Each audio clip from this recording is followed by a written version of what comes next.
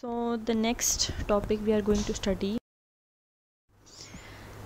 is factors affecting the rate of enzyme action, जिसमें आप temperature किस तरह एंजाइम के एक्शन को इफ़ेक्ट करता है ये पढ़ेंगे, सबस्ट्रेट कंसंट्रेशन कैसे अफेक्ट करता है एंजाइम के रेट को वो पढ़ेंगे, और पीएच कैसे डिस्टर्ब करती है एंजाइम के एक्शन को वो रीड आउट करेंगे। ठीक है, उसके बारे में पढ़ेंगे। ये आज की इस वीडियो के कंटेंट्स हैं।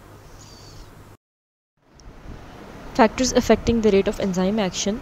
Enzymes are very sensitive to the environment in which they work. Any factor that can change the chemistry or shape of enzyme molecule can affect its activity. Some of the factors that can affect the rate of enzyme action are being discussed next. अब इस topic में आपने सिर्फ यही पढ़ना है कि enzyme की एक्टिविटी पे कौन से फैक्टर्स अफेक्ट करते हैं। ठीक है, पहले तो आपको ये बताया जा रहा है कि एंजाइम्स जो होते हैं वो बहुत ज़्यादा सेंसिटिव मॉलिक्यूल्स होते हैं। ठीक है, यानी किसी भी फैक्टर का ज़्यादा होना या कम होना उनके लिए इंतहाई जो है उन पर इफ़ेक्ट करता है। उसका उन फैक्टर्स का बहुत वाइटल रोल है एंजाइम की एक्टिविटी पे।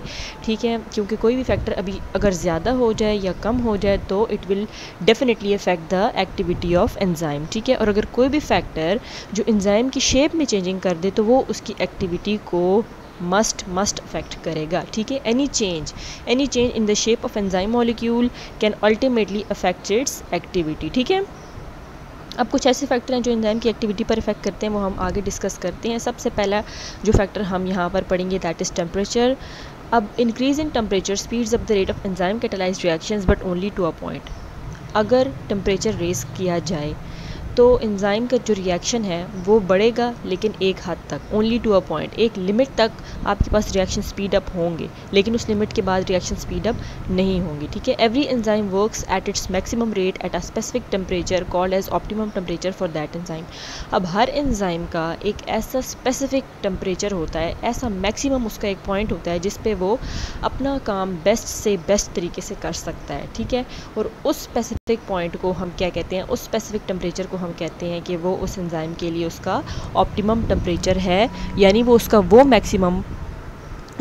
मैक्सिमम पॉइंट है, उसका वो स्पेसिफिक टेम्परेचर है जिस पे वो एंजाइम अपना मैक्सिमम काम कर सकता है, वहाँ पर वो बेस्ट तरीके से अपना काम कर रहा है, और वो टेम्परेचर कहलाता है ऑप्टिमम टेम्परेचर. ठीक है, when temperature rises to a certain limit, अगर एक हद तक टेम्परेचर को बढ़ाया जाए, heat adds in activation energy, तो हीट की वजह से एक्टिवेशन एनर्जी ज़्यादा हो जाती है, and also provides kinetic energy for the reaction, और रिएक्शन के लिए काइनेटिक एनर्जी भी ज़्यादा हो जाती है। ठीक है, so the reactions are accelerated, तो रिएक्शन स्पीड अप हो जाती हैं। ठीक है, but when temperature is raised well above the optimum temperature, लेकिन अब अगर आपने टेम्परेचर ऑप्टिमम टेम्परेचर से लिमिट से हद से ज़्यादा बढ़ा दिया है, जितनी एंजाइम की हद थी, जितना एंजाइम का ऑप्टिमम टेम्परेचर था उससे इंक्रीज़ हो चुका है टेम्परेचर, तब क्या होगा, टेम्परेचर इंक्रीज़ हुआ, हीट जनरेट हुई, हीट एनर्जी बढ़ी, heat energy increases the vibration of atoms of enzyme and the globular structure of enzyme is lost. अब देखें, एंजाइम प्रोटीन से मिलके बना है, प्रोटीन्स में डिफरेंट अमाइनो एसिड्स हैं. ठीक है, अमाइनो एसिड्स, अब हमें पता है कि अल्टीमेटली हर एक चीज़ किससे मिलके बनी है, एटम से मिलके बनी है. ठीक है, अगर मैं बोर्ड पर जाके वाइट बोर्ड पर जाके मैं मार्कर से अगर एक डॉट भी ड्रॉ करती हूँ ना, तो उसमें बिलियंस ऑफ एटम्स मौजूद हैं. ठीक है, तो अब इसी तरह एंजाइम्स में भी डिफरेंट एटम्स मौजूद हैं, और उन एटम्स के बीच में बॉन्डिंग हुई हुई है, वो बॉन्डिंग हुई हुई है तभी एंजाइम का एक प्रॉपर स्ट्रक्चर है. ठीक है, अब जैसे जैसे हीट बढ़ाएंगे, एक सर्टेन लिमिट से हीट बढ़ गई, एटम्स के बीच में वाइब्रेशंस होना शुरू हो जाएंगी, यानी वो आपस में टकराव शुरू कर देंगे, वो उनमें मूवमेंट तेज़ हो जाएगी. जैसे ही उनमें मूवमेंट तेज़ हो जाएगी, टेम्परेचर बहुत ज़्यादा है, मूवमेंट बहुत ज़्यादा हो रही है, कोलिजन्स बहुत ज़्यादा हो रही हैं, एटम्स का आपस में टकराव बहुत ज़्यादा हो रहा है, तो अल्टीमेटली उनके बीच में जो बॉन्ड्स हैं, एटम्स के बीच में जो बॉन्ड्स हैं वो टूट जाएंगे. जब बॉन्ड्स टूट जाएंगे तो अब हमें पता है कि उन्हीं बॉन्ड्स की वजह से एंजाइम का स्ट्रक्चर मेंटेन था. जब बॉन्ड्स टूट गए तो एंजाइम की शेप लॉस्ट हो गई, और अभी ऊपर बताया है कि अगर कोई भी फैक्टर एंजाइम की शेप को अफेक्ट करता है तो उसकी एक्टिविटी अल्टीमेटली उससे अफेक्ट हो जाएगी.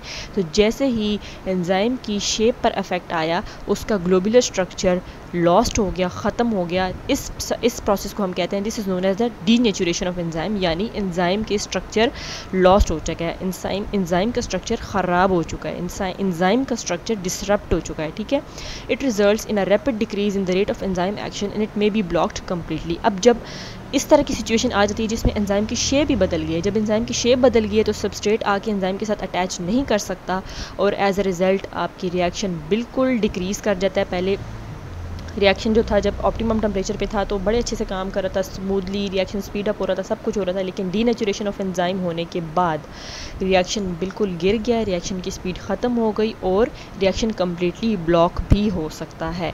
अब ह्यूमंस के लिए जो ऑप्टिमम टेम्परेचर बताया गया है जिसमें एंजाइम बेस्ट काम करते हैं दैट इज़ 37 डिग्री सेल्सियस, और ये हमारा नॉर्मली बॉडी टेम्परेचर भी होता है। और इस पर हमारे एंजाइम्स यानी ह्यूमंस के एंजाइम इस टेम्परेचर पर बेस्ट तरीके से काम कर सकते हैं। और ये ह्यूमंस के एंजाइम के लिए ऑप्टिमम टेम्परेचर 37 डिग्री सेल्सियस है। ठीक है, अब ये देखें जी, यहाँ पर आपको मैंने 2 डायग्राम इंसर्ट करके बता दिए। अब देखें एंजाइम, आप पहली फिगर नंबर 1 देखिए। पहले आपको एंजाइम दिखाया, एंजाइम के अंदर बॉन्डिंग भी मैंने दिखा दी है सारी। ठीक है, उसके अंदर एटम्स दिखाए, एटम्स के बीच में बॉन्डिंग हुई हुई है। अब जैसे ही उसको बढ़ाया, टेम्परेचर को बढ़ाया, तो देखिए ये येलो लाइंस जो मैंने लगाई हैं इसका मतलब है कि बीच में से बॉन्ड्स टूट रहे हैं। ठीक है, अब ये टेम्परेचर ज़्यादा होने की वजह से टूटने शुरू हो गए हैं। जब देखें टूटने शुरू हुए तो पहले एंजाइम की शेप कैसी थी और जब एरो के आगे जो एंजाइम बना हुआ है उसकी शेप कैसी हो गई है। अब शेप में चेंज आ गया ना, तो अब जो आगे सबस्ट्रेट आ रहा है वो तो अटैच ही नहीं हो सकता क्योंकि एंजाइम की शेप बिल्कुल चेंज हो चुकी है।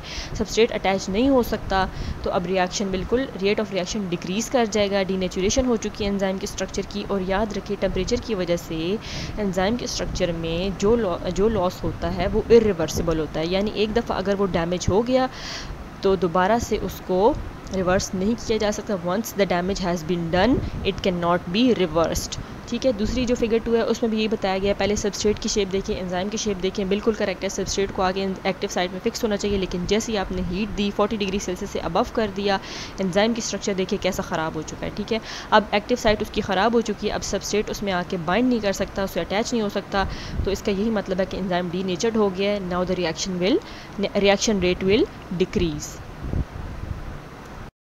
अब यहाँ पे देखिए आपको एक ग्राफ दिखाया गया है। एक्स एक्सिस पे आपको टेम्परेचर दिखा दिया गया है, वाई एक्सिस पे आपको rate of enzyme catalysed reaction बताया गया है। अब जैसे जैसे आप टेम्परेचर देखें 10, 20, 30, 40, अब देखिए 10, 20, 30 से जो है एंजाइम गेंस काइनेटिक एनर्जी यहाँ पे बढ़नी शुरू हुई। ठीक है, 37 पे गया, ऑप्टिमम टेम्परेचर पे गया, एंजाइम अच्छे तरीके से काम कर रहा था। लेकिन जैसे ही इस लिमिट से 37 डिग्री सेल्सियस से टेम्परेचर बढ़ा है तो एंजाइम की डीनेचुरेशन शुरू हो गया, ग्राफ गिरने शुरू हो गया। देखें जहाँ पे एक तरफ ये ऊपर की तरफ जा रहा था, ये पिंक कलर की लाइन ऊपर की तरफ जा रही थी, अब 37 डिग्री सेल्सियस के बाद टेम्परेचर के बाद ये लाइन नीचे की तरफ आ रही है, यानी अब ग्राफ गिर रहा है। तो इसका मतलब है कि एंजाइम की डीनेचुरेशन हो चुकी है और इसके बाद फर्दर या केमिकल रिएक्शन एक्सीड नहीं करेगा, उसका रेट डिक्रीज हो जाएगा और कम्प्लीटली ब्लॉक हो जाएगा। ठीक, उसके बाद आपको नीचे क्वेश्चन दिया गया है, birds have higher body temperature than mammals, what would happen to the activity of birds enzyme if it is given temperature of 37 degree Celsius.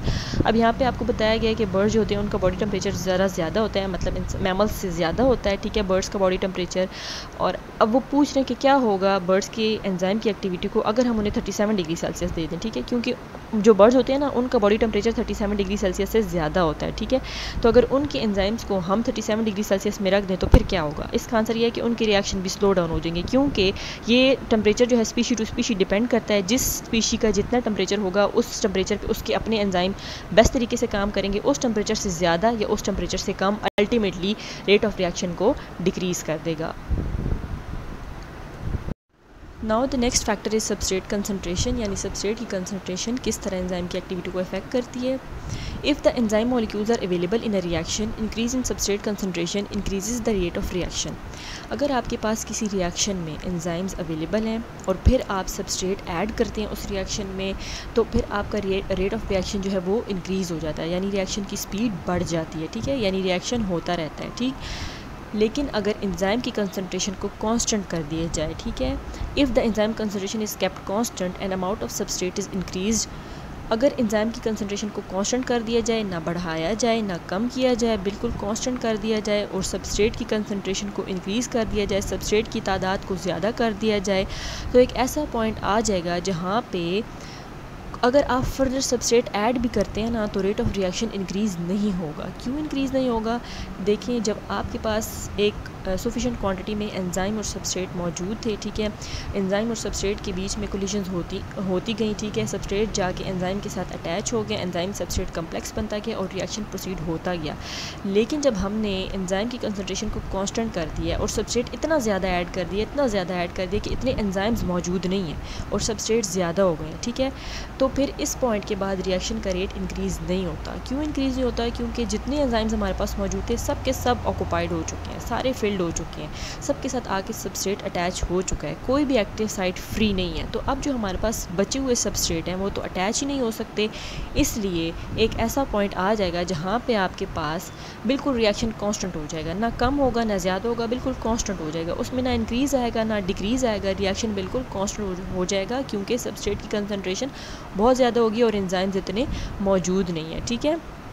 When the active sites of all enzymes are occupied at high substrate concentration, any more substrate molecules do not find free sites. अब यही बात बोल रहा है, जब सारी enzyme की active site cover up हो जाएंगी तो जो बच्चे आगे जो सबस्ट्रेट हैं, बाकी सबस्ट्रेट मॉलिक्यूल्स हैं, उनको कोई भी एक्टिव साइट नहीं मिलेगी। This state is called as saturation of active site. इस स्टेट को हम कहते हैं कि अब एक्टिव साइट्स की सैचुरेशन हो चुकी है, यानी एक्टिव साइट फिल्ड अप हो चुके हैं, ऑक्यूपाइड हो चुके हैं, and the reaction rate does not increase, और रिएक्शन आपके पास नहीं बढ़ता बल्कि कॉन्स्टेंट हो जाता है, ठीक है। ना बढ़ता है ना कम होता है, यानी बिल्कुल कांस्टेंट हो जाता है, जिस स्टेट में चल रहा होता है उसी में चलता रहता है, ठीक। ये तभी आगे रिएक्शन इंक्रीज़ हो सकता है अगर आप फिर एंजाइम की कंसंट्रेशन भी ऐड कर दें, और जब एंजाइम और ऐड हो जाएंगे तो फिर जो सबस्ट्रेट बचे हुए थे वो जाके उन एंजाइम के साथ ऐड करेंगे, तो फिर जो है एंजाइम सबस्ट्रेट कम्प्लेक्स बनेगा और रिएक्शन दोबारा से फर्दर प्रोसीड होने शुरू हो जाएगा। लेकिन इस सिचुएशन में जब सबस्ट्रेट की कंसंट्रेशन ज़्यादा हो जाए, सबस्ट्रेट की अमाउंट ज़्यादा हो जाए और एंजाइम कम हो, तो वो सबस्ट्रेट जाके जो जितने एंजाइम मौजूद हैं उनके साथ अटैच होकर एंजाइम सबस्ट्रेट कम्प्लेक्स बना के प्रोडक्ट बना देगा, और जब तक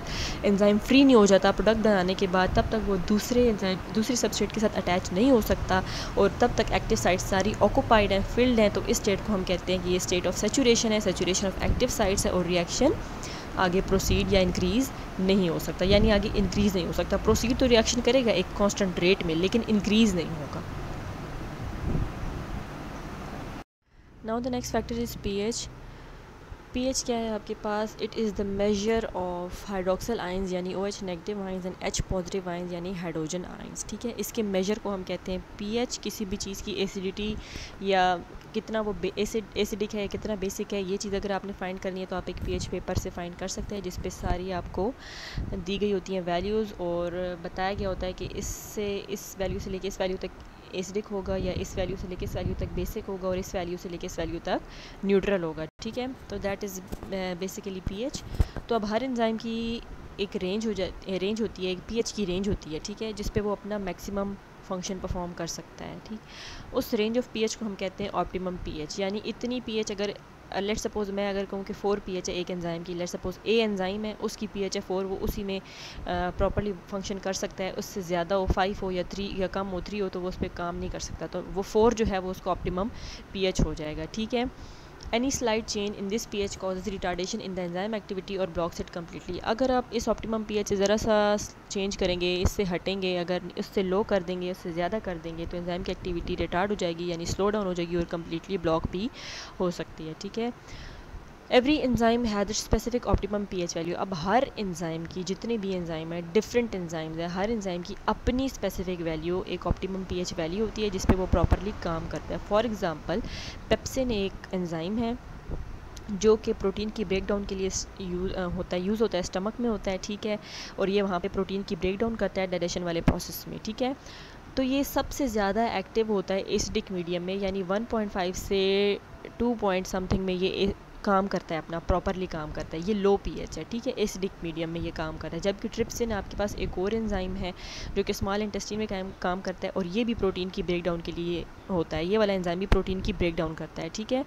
और ये जो है हमारे पास काम करता है अल्कालाइन मीडियम में, यानी हाई पीएच में, ये तकरीबन 7-8 के करीब जाके ये काम करता है। आगे ग्राफ आ रहा है तो आपको और क्लियर हो जाएगा, ठीक है। उस पीएच में ये प्रॉपरली काम करता है।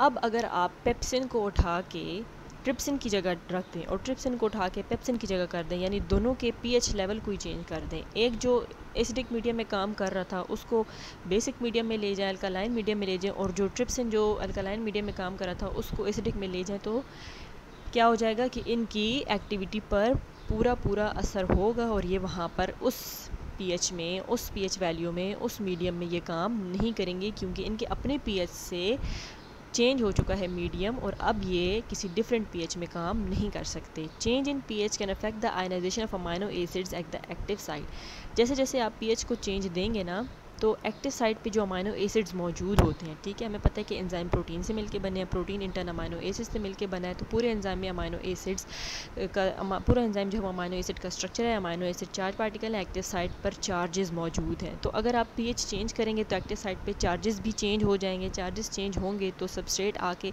एक्टिव साइट के साथ बाइंड नहीं कर सकता, सबस्ट्रेट बाइंड नहीं कर सकता तो एंजाइम सबस्ट्रेट कम्प्लेक्स नहीं बन सकता और रिएक्शन फर्दर आगे प्रोसीड नहीं हो सकता। ठीक है, अब यहाँ पर नीचे ग्राफ देखिए, एक्स एक्सिस पे पीएच है और वाई पे आपको रेट ऑफ रिएक्शन बता दिया गया है। ऑप्टिमम पीएच पे जो है वो अच्छा फंक्शन कर रहा है एंजाइम, लेकिन जैसे ही उस पीएच से वैल्यू बढ़ गई है तो या उससे कम है तो एंजाइम देखें किस तरह उसकी रेट ऑफ रिएक्शन जो किस तरह डिक्रीज़ हुआ है। ठीक है, ये बार, ये लाइंस बिल्कुल नीचे की तरफ आ रही हैं, जिसका मतलब है कि रिएक्शन डिक्रीज़ हो रहा है।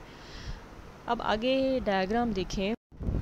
अब ये देखें, यहाँ पर आपको नीचे जो एंजाइम दिखाया गया है जिसके एक्टिव साइट पे नेगेटिवली चार्ज आए थे। लेट्स सपोज कि ये एंजाइम था, इसके एक्टिव साइट पे नेगेटिव चार्जेस थे। हमने इसको एक बहुत ही एसिडिक मीडियम में रख दिया जहाँ पर हाइड्रोजन आयंस की तादाद ज़्यादा थी। ठीक है, एसिडिक मीडियम का मतलब होता है जहाँ पे हाइड्रोजन आयंस की तादाद ज़्यादा होती है। ठीक है, हमने अब ये एंजाइम उस मीडियम में चला गया। ठीक है, तो अब ये है तो इसके इस पर तो चार्ज, इसके एक्टिव साइट पर तो चार्ज नेगेटिव है, लेकिन जैसे ही ये ऐसे मीडियम में गया जहाँ पर हाइड्रोजन आयंस की तादाद ज़्यादा थी, हाइड्रोजन आयंस की तादाद ज़्यादा होने की वजह से हाइड्रोजन आयंस इसकी एक्टिव साइट के साथ रिएक्ट करके इसके चार्ज को चेंज कर देंगे। तो जो एक्टिव साइट पहले नेगेटिवली चार्ज थी, अब एरो के बाद देखें वही एक्टिव साइट पॉजिटिवली चार्ज हुई हुई है। ठीक है, अब जो साथ में सबस्ट्रेट आपको दिखाया गया है येलो कलर में, वो पॉजिटिवली चार्ज है। देखिए, वो पहले पॉजिटिवली चार्ज था, वो किस हिसाब से पॉजिटिवली चार्ज था कि वो एक्टिव साइट को देख रहा था कि एक्टिव साइट नेगेटिव है, सबस्ट्रेट पॉजिटिव होगा तो जाके उसके साथ अट्रैक्शन होगी पॉजिटिव नेगेटिव की, तो सबस्ट्रेट उसमें फिक्स हो जाएगा। लेकिन अब